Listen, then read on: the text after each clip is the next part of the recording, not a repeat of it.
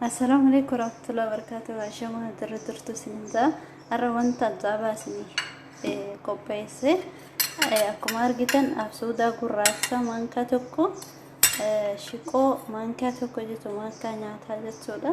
Asitti immoo qurunfudii manka tokko jechuudha.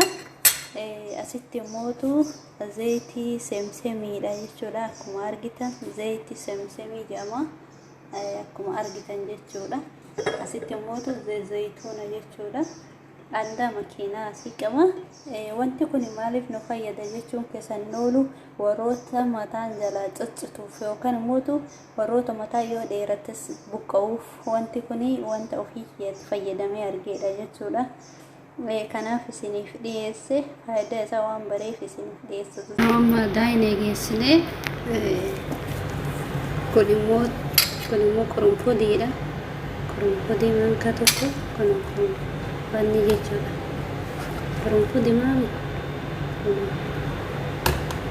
Okay, kun immoo shiqoodha.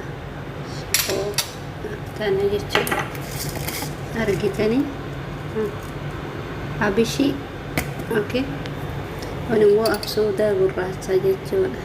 Absuuda gurraacha daakee jechuudha. Makiinaa akkanaan daakee. Akkuma argitanii jechuudha. Akkuma reefu argitanii amma gara hojjechuutti deemu. Kun ammoo manka itti godha absuuda gurraacha. Shiqoo manka tokko. Qurunfudii manka tokko. Ana warri qurunfudii isiniin galee. Ana garuu qurunfudii hin beeku. Okay. Amma immoo baanana argitanii asitti kana sadiin qopheeffannee mi baanana mootu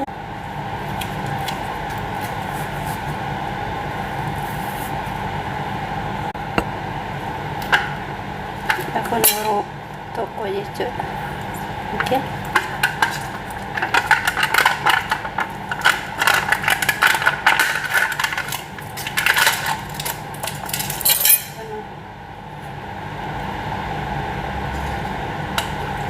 Manka lama jechuudha. Manka lama kun roobaa fi muuzii daakee jira.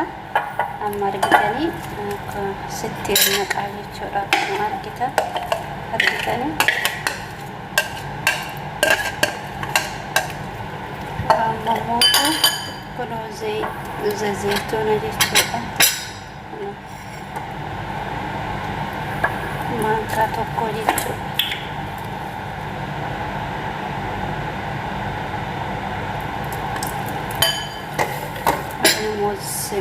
Zayitii semsemiidha. Okay.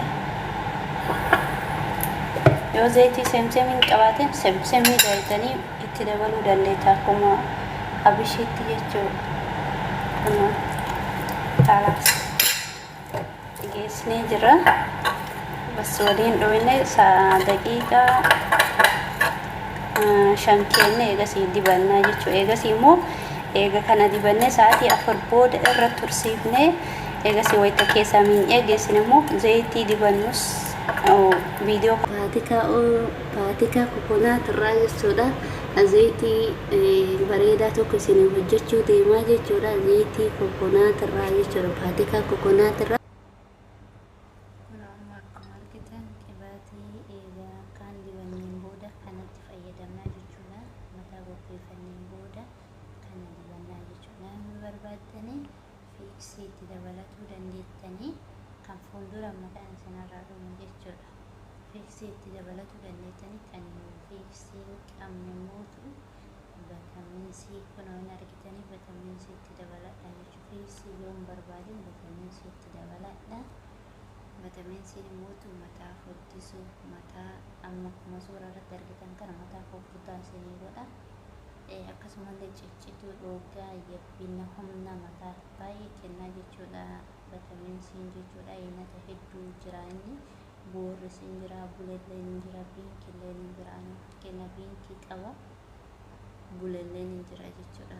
Sadeliyyaa akkamii keessaa yoo bitatudha.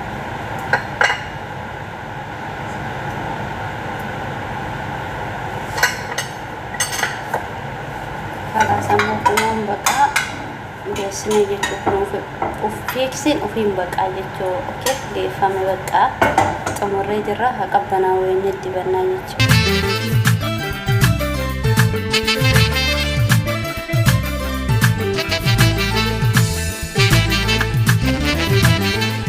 أتخن دايسنا يونز فتار